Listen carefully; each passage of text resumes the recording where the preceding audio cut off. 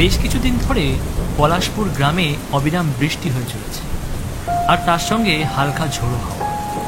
আর এই বৃষ্টির মধ্যে গ্রামের ছেলে রাজু, বাপি, সুমন গ্রামের একটি ক্লাব ঘরে একসাথে হয়েছে এক প্ল্যান চাট। কিন্তু ওদের আরেক বন্ধু তন্ময় এখনো এসে পৌঁছায়। কি ব্যাপার বলতো, এখনো তন্ময় এসে পৌঁছালো না?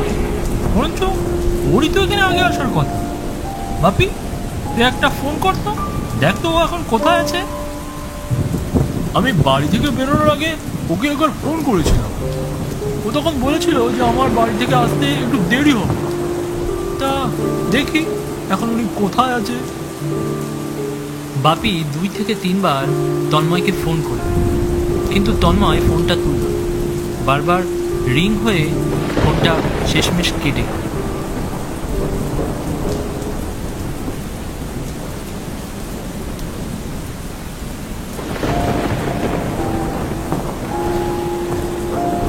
বাইরে তো প্রচুর বৃষ্টি হচ্ছে, আর এই বৃষ্টির মধ্যে হয়তো কোথাও আটকে গেছে।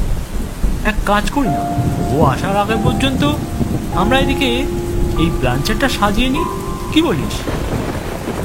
এই কথা মতো এরপর ওরা চারিপাশে এক এক করে মোমবাতি জ্বালাল এবং মাঝখানে ক্রস চিহ্ন দিয়ে। এদিকে ক্রমাগত বৃষ্টি আর হালকা ঝোড়ো হাওয়া হয়েই চলেছে। হঠাৎ করে এই বৃষ্টির মধ্যে আশেপাশে কোনো একটা গাছের মধ্যে কড়কড় করে একটা জোরে বাজ পড়ল। নিমেষে গাছটার আগুন ধরে গেল এবং সেই সঙ্গে গোটা এলাকার বিদ্যুৎ চলে গেল। এই যা, আজ মনে হয় আর কারেন্ট আসবে না, আর এই বৃষ্টি মনে হচ্ছে আর থামবে না। আর এই বাসটা মনে হচ্ছে আশেপাশে কোথাও একটা পড়েছে। দূর, পুরো মুডটাই খারাপ হয়ে গেল। ওই তন্ময়টাও আজ এলো না, আর তার উপর এই কারেন্টও চলে গেল। আর এই অন্ধকারে বসে মশার কামড় খাওয়া ছাড়া আর কোনো কাজ নেই। হ্যাঁ, যা বলেছিস।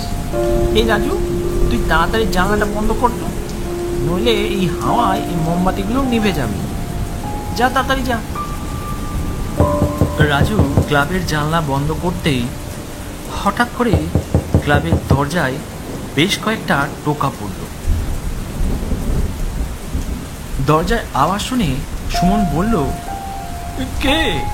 তন্ময় এলি নাকি? এর উত্তরে কেউ কিছু বলল না। কিছুক্ষণ সবাই চুপ।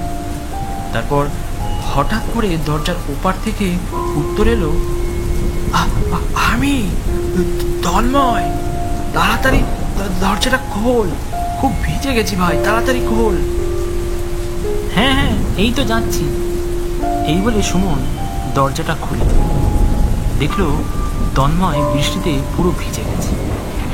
বাইরের অন্ধকারে মুখটা আবছা দেখা যাচ্ছে। তারপর সে বলল, আয় আয়, ভেতরে আয়, এ তো দেখছি পুরো ভিজে গেছিস তুই। তন্ময় ভেতরে ঢুকতেই হঠাৎ করে একটা দমকা হাওয়ায় ক্লাবের জানলাটা খুলে গেল। সঙ্গে সঙ্গে হাওয়ার চোটে ঘরে জ্বালানো মোমবাতিগুলো নিভে গেল।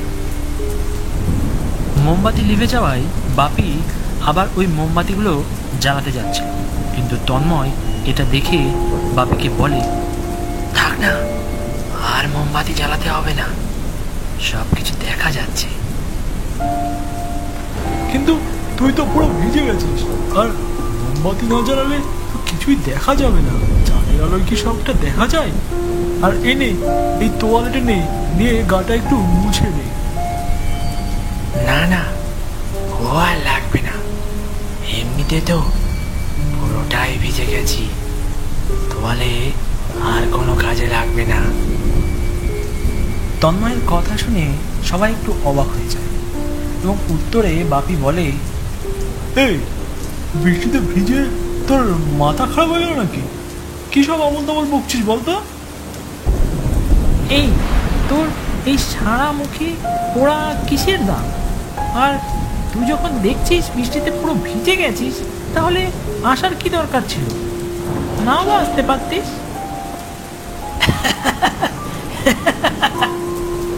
আমি যে তোদের কাছে না এসে থাকতে পারলাম না, যাওয়ার আগে শেষবারের মতো তোদের সাথে দেখা করে যাই। এই তুই কি সব কথা বলছিস? তোর কথার তো আমরা কিছু বুঝে উঠতে পারছি না। তুই ঠিক আছিস তো? হ্যাঁ? বাপি কথাটা বলা মাত্র তন্ময়ের মুখে একটা হাসি ফুটে উঠল। ওরা দেখলো বিশাল হাসি দিয়ে তন্ময়ের চেহারাটা কেমন যেন বদলে যাচ্ছে। চোখে মুখে কেমন কালচে লাল দাগ, আর সারা শরীরে রক্ত লেগে আছে, আর পেছনে কেমন যেন হালকা ধোয়া উঠছে। ওরে, তোরা ভয় পাস না। আমি বাড়ি থেকে বেরোনোর পর হঠাৎ বৃষ্টি আসে, আর বৃষ্টি আসায় আমি রাস্তার পাশে যে পডকাস্টটা আছে ওখানে কিছুক্ষণ দাঁড়িয়েছিলাম বৃষ্টি কমার অপেক্ষায়।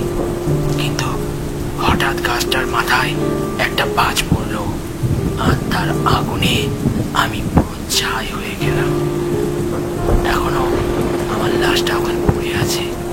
পারলে তোরা আমার লাশটা আমার বাড়িতে পৌঁছে দিস। তোরা ভালো থাকিস, আর হয়তো কোনোদিনই তোদের সাথে দেখা হবে না। তোরা ভালো থাকিস, আর হ্যাঁ, কখনো এই বৃষ্টির রাতে বাড়ি থেকে বেরোবি না, নইলে আমার মতনও তোদের কখনো এরকম অবস্থা হতে পারে। তাই তোরা ভালো থাকিস। আসি রে। ও আমাদেরকে একটা বড় শিক্ষা দিয়ে গেল। চল এবার ওর দেহটা ওর বাড়িতে পৌঁছে দেওয়ার ব্যবস্থা করি। তো বন্ধুরা, কেমন লাগলো আজকের গল্প? ভালো লাগলে অবশ্যই লাইক, কমেন্ট, শেয়ার করতে ভুলবেন না। আর হ্যাঁ, আমাদের চ্যানেলে নতুন হলে অবশ্যই চ্যানেলটি সাবস্ক্রাইব করতে ভুলবেন না। ততক্ষণ সবাই ভালো থাকবেন, সুস্থ থাকবেন। নমস্কার।